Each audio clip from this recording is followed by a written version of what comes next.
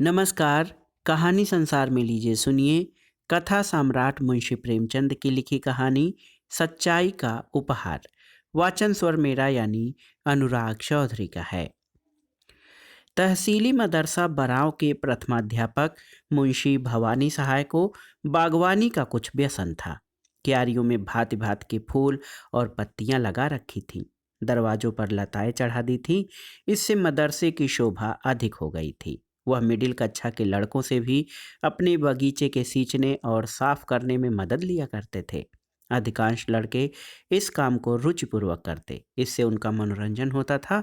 किंतु दर्जे में 4-5 लड़के जमींदारों के थे। उनमें ऐसी दुर्जनता थी कि यह मनोरंजक कार्य भी उन्हें बेकार प्रतीत होता। उन्होंने बाल्यकाल से आलस्य में जीवन व्यतीत किया था। अमीरी का झूठा अभिमान दिल में भरा हुआ था। वह हाथ से कोई काम करना निंदा की बात समझते थे। उन्हें इस बगीचे से घृणा थी। जब उनके काम करने की बारी आती तो कोई न कोई बहाना करके उड़ जाते। इतना ही नहीं, दूसरे लड़कों को बहकाते और कहते, वाह, पढ़े फारसी बेचे तेल। यदि खुरपी कुदाल ही करना है तो मदरसे में किताबों से सिर मारने की क्या जरूरत।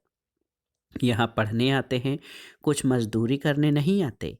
मुंशी जी इस अवज्ञा के लिए उन्हें कभी कभी दंड दे देते थे। इससे उनका द्वेष और भी बढ़ता था।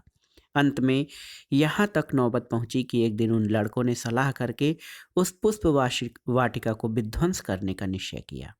10 बजे मदरसा लगता था, किंतु उस दिन वह 8 बजे ही आ गए और बगीचे में घुसकर उसे उजाड़ने लगे। कहीं पौधे उखाड़ फेंके, कहीं क्यारियों को रौंद डाला, पानी की नालियां तोड़ डाली, क्यारियों की मेड़े खोद डाली। मारे भय के छाती धड़क रही थी कि कहीं कोई देखता न हो। लेकिन एक छोटी सी फुलवारी के उजड़ते कितनी देर लगती है। 10 मिनट में हरा भरा बाग नष्ट हो गया। तब यह लड़के शीघ्रता से निकलने के दरवाजे तक आए थे कि उन्हें अपने सहपाठी की सूरत दिखाई दी। वह एक दुबला पतला, दरिद्र और चतुर लड़का था। उसका नाम बाज बहादुर था। बड़ा गंभीर शांत लड़का था। ऊधम पार्टी के लड़के उससे जलते थे। उसे देखते ही उनका रक्त सूख गया। विश्वास हो गया कि इसने जरूर देख लिया। यह मुंशी जी से कहे बिना न रहेगा। बुरे फंसे, आज कुशल नहीं है। यह राक्षस इस समय यहाँ क्या करने आया था। आपस में इशारे हुए कि मिला लेना चाहिए। जगत सिंह उनका मुखिया था। आगे बढ़कर बोला, आज इतने सवेरे कैसे आ गए? हमने तो आज तुम लोगों के गले की फांसी छुड़ा दी। लाला बहुत दिक किया करते थे, यह करो वह करो, मगर यार देखो, कहीं मुंशी जी से जड़ मत देना, नहीं तो लेने के देने पड़ जाएंगे।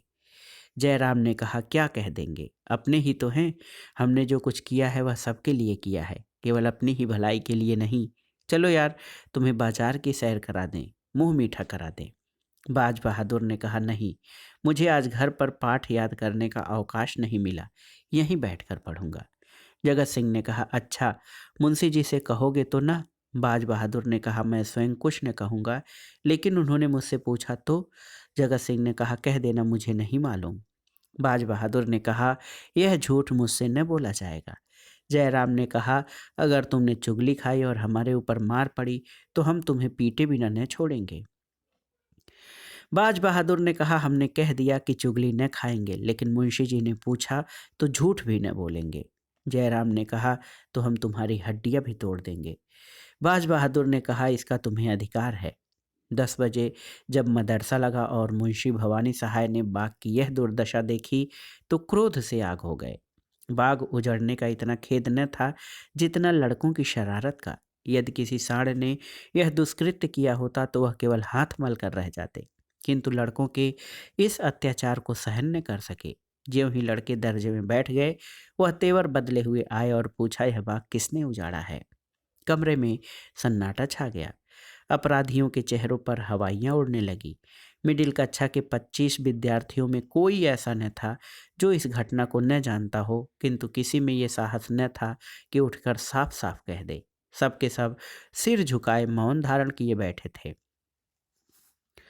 मुंशी जी का क्रोध और भी प्रचंड हुआ। चिल्लाकर बोले, मुझे विश्वास है कि यह तुम ही लोगों में से किसी की शरारत है। जिसे मालूम हो स्पष्ट कह दे, नहीं तो मैं एक सिरे से पीटना शुरू करूंगा। फिर कोई यह न कहे कि हम निरपराध मारे गए। एक लड़का भी न बोला। वही सन्नाटा। मुंशी जी ने कहा, देवी प्रसाद तुम जानते हो? देवी ने कहा, जी नहीं, मुझे कुछ नहीं मालूम। शिवदत्त तुम जानते हो? जी नहीं, मुझे कुछ नहीं मालूम। बाज बहादुर तुम कभी झूठ नहीं बोलते, तुम्हें मालूम है? बाज बहादुर खड़ा हो गया। उसके मुखमंडल पर वीरत्व का प्रकाश था, नेत्रों में साहस झलक रहा था। बोला, जी हाँ। मुंशी जी ने कहा, शाबाश। अपराधियों ने बाज बहादुर की ओर रक्तवर्ण आंखों से देखा और मन में कहा, अच्छा, भवानी सहाय बड़े धैर्यवान मनुष्य थे। यथाशक्ति लड़कों को यातना नहीं देते थे, किंतु ऐसी दुष्टता का दंड देने में वह लेश मात्र भी दया न दिखाते थे। छड़ी मंगाकर पांचों अपराधियों को 10-10 छड़ियां लगाई, सारे दिन बेंच पर खड़ा रखा और चाल चलन के रजिस्टर में उनके नाम के सामने काले चिन्ह बना दिए। बाज बहादुर से शरारत पार्टी वाले लड़के यूं ही चला करते थे। आज उसकी सच्चाई के कारण उसके खून के प्यासे हो गए। यंत्रणा में सहानुभूति पैदा करने की शक्ति होती है। इस समय दर्जे के अधिकांश लड़के अपराधियों के मित्र हो रहे थे। उनमें षड्यंत्र रचा जाने लगा कि आज बाज बहादुर की खबर ली जाए। ऐसा मारो कि फिर मदरसे में मुंह न दिखाए, यह हमारे घर का भेदी है। दगाबाज बड़ा सच्चे की दुम बना है। आज इस सच्चाई का हाल मालूम हो जाएगा। बेचारे बाज बहादुर को इस गुप्त लीला की जरा भी खबर न थी। विद्रोहियों ने उसे अंधकार में रखने का पूरा यत्न किया था। छुट्टी के बाद बाज बहादुर घर की तरफ चला। रास्ते में एक अमरूद का बाग था। वहां जगत सिंह और जयराम कई लड़कों के साथ खड़े थे। बाज बहादुर चौंका, समझ गया कि यह लोग मुझे छेड़ने पर उतारू हैं, किंतु बचने का कोई उपाय न था। कुछ हिचकता हुआ आगे बढ़ा। जगत सिंह बोला, आओ लाला, बहुत राह दिखाई, आओ सच्चाई का इनाम लेते जाओ। बाज बहादुर ने कहा, रास्ते से हट जाओ, मुझे जाने दो। जयराम ने कहा, जरा सच्चाई का मजा तो चखते जाइए। बाज बहादुर ने कहा, मैंने तुमसे कह दिया कि जब मेरा नाम लेकर पूछेंगे तो मैं कह दूंगा। जयराम ने कहा, हमने भी तो कह दिया था कि तुम्हें इस काम का इनाम दिए बिना न छोड़ेंगे। यह कहते ही वह बाज बहादुर के तरफ घूंसा तान कर बढ़ा। जगत सिंह ने उसके दोनों हाथ पकड़ने चाहे। जयराम का छोटा भाई शिवराम अमरूद की एक टहनी लेकर झपटा। शेष लड़के चारों तरफ खड़े होकर तमाशा देखने लगे। यह रिजर्व सेना थी जो आवश्यकता पड़ने पर मित्र दल की सहायता के लिए तैयार थी। बाज बहादुर दुर्बल लड़का था। उसकी मरम्मत करने के वह 3 मजबूत लड़के काफी थे। सब लोग यही समझ रहे थे कि क्षण भर में यह तीनों उसे गिरा देंगे। बाज बहादुर ने देखा कि शत्रुओं ने शस्त्र प्रहार करना शुरू कर दिया तो उसने कनखियों से इधर उधर देखा। अब तेजी से झपटकर शिवराम के हाथ से अमरूद की टहनी छीन ली और 2 कदम पीछे हटकर टहनी ताने हुए बोला, तुम मुझे सच्चाई का इनाम या सजा देने वाले कौन होते हो? दोनों ओर से दांव पेच होने लगे। बाज बहादुर था तो कमजोर, पर अत्यंत चपल और सतर्क था। उस पर सत्य का विश्वास हृदय को और भी बलवान बनाए हुए था। सत्य चाहे सिर कटा दे, लेकिन कदम पीछे नहीं हटता। कई मिनट तक बाज बहादुर उछल उछल कर वार करता और हटाता रहा, लेकिन अमरूद की टहनी कहाँ तक थाम सकती। जरा देर में उसकी धज्जियां उड़ गई। जब तक उसके हाथ में वह हरी तलवार रही, कोई उसके निकट आने की हिम्मत न करता था। निहत्था होने पर भी वह ठोकरों और घूसों से जवाब देता रहा, मगर अंत में अधिक संख्या ने विजय पाई। बाज बहादुर की पसली में जयराम का एक घूसा ऐसा पड़ा कि वह बेदम होकर गिर पड़ा। आंखें पथरा गईं और मूर्छा सी आ गई। शत्रुओं ने यह दशा देखी तो उनके हाथों के तोते उड़ गए। समझे इसकी जान निकल गई, बेतहाशा भागे। कोई 10 मिनट के पीछे बाज बहादुर सचेत हुआ। कलेजे पर चोट लग गई थी, घाव ओछा पड़ा था, जिस पर भी खड़े होने की शक्ति न थी। साहस करके उठा और लंगड़ाता हुआ घर की ओर चला। उधर यह विजयी दल भागते भागते जयराम के मकान पर पहुंचा। रास्ते ही में सारा दल तितर बितर हो गया। कोई इधर से निकल भागा, कोई उधर से। कठिन समस्या आ पड़ी थी। जयराम के घर तक केवल 3 सुदृढ़ लड़के पहुंचे। वहां पहुंचकर उनकी जान में जान आई। जयराम ने कहा, कहीं मर न गया हो, मेरा घूंसा खूब बैठ गया था। जगत सिंह ने कहा, तुम्हें पसली में नहीं मारना चाहिए था, अगर तिल्ली फट गई होगी तो न बचेगा। जयराम ने कहा, यार मैंने जान के थोड़े ही मारा था, संयोग ही था, अब बताओ क्या किया जाए। जगत सिंह ने कहा, करना क्या है, चुपचाप बैठे रहो। जयराम ने कहा, कहीं मैं अकेला तो न फंसूंगा। जगत सिंह ने कहा, अकेले कौन फंसेगा, सबके सब साथ चलेंगे। जयराम ने कहा, अगर बाज बहादुर मरा नहीं है तो उठकर सीधे मुंशी जी के पास जाएगा। जगत सिंह ने कहा, और मुंशी जी कल हम लोगों की खाल अवश्य उधेड़ेंगे। जयराम ने कहा, इसलिए मेरी सलाह ये है कि कल से मदरसे जाओ ही नहीं, नाम कटा के दूसरी जगह चलेंगे, नहीं तो बीमारी का बहाना करके बैठे रहें। महीने 2 महीने के बाद जब मामला ठंडा पड़ जाएगा तो देखा जाएगा। शिवराम ने कहा, और जो परीक्षा होने वाली है? जयराम ने कहा, ओहो, इसका तो ख्याल ही न था, 1 ही महीना तो और रह गया है। जगत सिंह ने कहा, तुम्हें अब की जरूर वजीफा मिलता। जयराम ने कहा, हाँ, मैंने बहुत परिश्रम किया था। तो फिर? जगत सिंह ने कहा, कुछ नहीं, तरक्की तो हो ही जाएगी, वजीफे से हाथ धोना पड़ेगा। जयराम ने जयराम बाज बहादुर के हाथ लग जाएगा। जगत सिंह ने कहा, बहुत अच्छा होगा, बेचारे ने मार भी तो खाई है। दूसरे दिन मदरसा लगा। जगत सिंह, जयराम और शिवराम तीनों गायब थे। वली मोहम्मद पैर में पट्टी बांध आए थे, लेकिन भय के मारे बुरा हाल था। कल के दर्शकगण भी थरथरा रहे थे कि कहीं हम लोग गेहूं के साथ घुन की तरह न पिस जाएं। बाज बहादुर नियमानुसार अपने काम में लगा हुआ था। ऐसा मालूम होता था कि मानो उसे कल की बातें याद ही नहीं है, किसी से उसकी चर्चा न की। हाँ, आज वह अपने स्वभाव के प्रतिकूल कुछ प्रसन्नचित देख पड़ता था। विशेषतः कल के योद्धाओं से वो अधिक हिला मिला हुआ था। वह चाहता था कि यह लोग मेरी ओर से निशंक हो जाएं।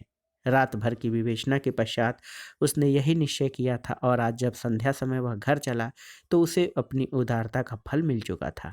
उसके शत्रु लज्जित थे और उसकी प्रशंसा करते थे, मगर यह तीनों अपराधी दूसरे दिन भी न आए, तीसरे दिन भी उनका कोई पता न चला। वह घर से मदरसे को चलते, लेकिन देहात की तरफ निकल जाते। वहाँ दिन भर किसी वृक्ष के नीचे बैठे रहते अथवा गुल्ली डंडे खेलते, शाम को घर चले आते। उन्होंने यह पता लगा लिया था कि समर के अन्य सभी योद्धागण मदरसे आते हैं और मुंशी जी उनसे कुछ नहीं बोलते, किंतु चित्त से शंका दूर न होती थी। बाज बहादुर ने जरूर कहा होगा, हम लोगों के जाने की देर है, गए और बेभाव की पड़ी, यही सोचकर मदरसे आने का साहस न कर सकते थे। चौथे दिन प्रातःकाल तीनों अपराधी बैठे सोच रहे थे कि आज किधर चलना चाहिए। इतने में बाज बहादुर आता हुआ दिखाई दिया। इन लोगों को आश्चर्य तो हुआ, परंतु उसे अपने द्वार पर आते देखकर कुछ आशा बंध गई। यह लोग अभी बोलने भी न पाए थे कि बाज बहादुर ने कहा, क्यों मिस्टर, तुम लोग मदरसे क्यों नहीं आते? 3 दिन से गैर हाजिरी हो रही है। जगत सिंह ने कहा, मदरसे क्या जाए, जान भारी पड़ी है, मुंशी जी एक हड्डी भी तो न छोड़ेंगे। बाज बहादुर ने कहा, क्यों वली मोहम्मद, दुर्गा सभी तो जाते हैं, मुंशी जी ने किसी से कुछ भी कहा? जयराम ने कहा, तुमने उन लोगों को छोड़ दिया होगा, लेकिन हमें भला तुम लोग क्यों छोड़ने लगे? तुम क्यों छोड़ने लगे? तुमने एक एक की 3 3 जड़ी होगी। बाज बहादुर ने कहा, आज मदरसे चलकर इसकी परीक्षा ही कर लो। जगत सिंह ने कहा, ये झांसे रहने दीजिए, हमें पिटवाने की चाल है। बाज बहादुर ने कहा, तो मैं कहीं भागा तो नहीं जाता? उस दिन सच्चाई की सजा दी थी, आज झूठ का इनाम देना। जयराम ने कहा, सच कहते हो, तुमने शिकायत नहीं की? बाज बहादुर ने कहा, शिकायत की कौन बात थी? तुमने मुझे मारा, मैंने तुम्हें मारा। अगर तुम्हारा घूसा न पड़ता तो मैं तुम लोगों को रण क्षेत्र से भगाकर दम लेता। आपस के झगड़ों की शिकायत करना मेरी आदत नहीं है। जगत सिंह ने कहा, चलूं तो यार, लेकिन विश्वास नहीं आता कि तुम हमें झांसे दे रहे हो, कचूमर निकलवा लोगे। बाज बहादुर ने कहा, तुम जानते हो झूठ बोलने की मेरी बान नहीं है। यह शब्द बाज बहादुर ने ऐसी विश्वासोत्पादक रीति से कहे कि उन लोगों का भ्रम दूर हो गया। बाज बहादुर के चले जाने के पश्चात तीनों देर तक उसकी बातों की विवेचना करते रहे। अंत में यही निश्चय हुआ कि आज चलना चाहिए। ठीक 10 बजे तीनों मित्र मदरसे पहुंच गए, किंतु चित्त में आशंकित थे, चेहरे का रंग उड़ा हुआ था। मुंशी जी कमरे में आए, लड़कों ने खड़े होकर उनका स्वागत किया। उन्होंने तीनों की ओर तीव्र दृष्टि से देखकर केवल इतना कहा, तुम लोग 3 दिन से गैर हाजिर हो, देखो दर्जे में जो इम्तहानी सवाल हुए हैं उन्हें नकल कर लो। फिर पढ़ाने में मग्न हो गए। जब पानी पीने के लिए लड़कों को आध घंटे का अवकाश मिला तो तीनों मित्र और उनके सहयोगी जमा होकर बातें करने लगे। जयराम ने कहा, हम तो जान पर खेलकर मदरसे से आए थे, मगर बाज बहादुर है बात का धनी। वली मोहम्मद ने कहा, मुझे तो ऐसा मालूम होता है कि वह आदमी नहीं देवता है। यह आंखों देखी बात न होती तो मुझे कभी इस पर विश्वास नहीं आता। जगत सिंह ने कहा, भलमन साहसी इसी को कहते हैं। हमसे बड़ी भूल हुई कि उसके साथ ऐसा अन्याय किया। दुर्गा ने कहा, चलो उससे क्षमा मांगे। जयराम ने कहा, हाँ तुम्हें खूब सोची। आज ही जब मदरसा बंद हुआ तो दर्जे के सब लड़के मिलकर बाज बहादुर के पास गए। जगत सिंह उनका नेता बनकर बोला, भाई साहब, हम सब के सब तुम्हारे अपराधी हैं। तुम्हारे साथ हम लोगों ने जो अत्याचार किया है उस पर हम हृदय से लज्जित हैं। हमारा अपराध क्षमा करो। तुम सज्जनता की मूर्ति हो, हम लोग उजड़ गंवार और मूर्ख हैं, हमें अब क्षमा प्रदान करो। बाज बहादुर की आंखों में आंसू आए। बोला, मैं पहले भी तुम लोगों को अपना भाई समझता था और अब भी वही समझता हूँ। भाइयों के झगड़े में क्षमा कैसे। सबके सब उससे गले मिले। इसकी चर्चा सारे मदरसे में फैल गई। सारा मदरसा बाज बहादुर की पूजा करने लगा। वह अपने मदरसे का मुखिया, नेता और सिरमौर बन गया। पहले उसे सच्चाई का दंड मिला, अब की सच्चाई का उपहार मिला। तो दोस्तों, ये थी कथा सम्राट मुंशी प्रेमचंद की लिखी कहानी सच्चाई का उपहार। कहानी आपको कैसी लगी हमें कमेंट बॉक्स में ज़रूर बताइएगा। कहानी सुनने के लिए धन्यवाद। नमस्कार।